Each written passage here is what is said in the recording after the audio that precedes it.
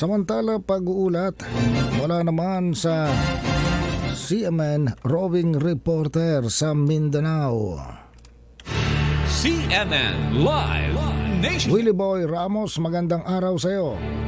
Magandang araw din Ariel, magandang araw Pilipinas ug mayong adlaw mga taga Mindanao. Matagumpay na nasagip ng mga tauhan ng Tawi-Tawi Maritime Police kasama ang iba pang mga law enforcement unit ang isang babaeng pasahero sa Cebu Pacific flight mula sa Zamboanga City.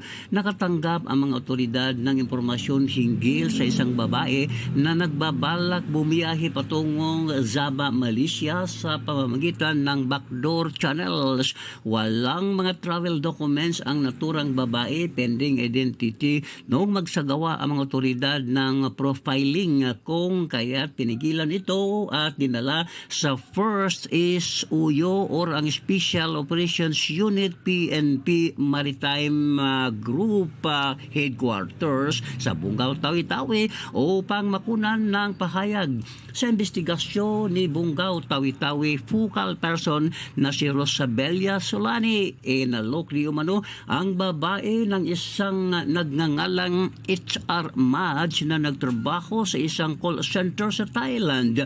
Nakipagtransaksyon ang biktima sa pamamagitan ng Facebook Messenger na kaagad namang dini-activate ng naturang HR Madge. Dinala na sa Ministry of Social Services and Development Bungaw ang biktima na kinokonsidera ng mga otoridad na biktima ito ng human trafficking and person. Well, Ramos, CMN roving reporter ng Mindanao Radio Kalikasan ng City Base, nagulat ng live para sa CMN Pilipinas.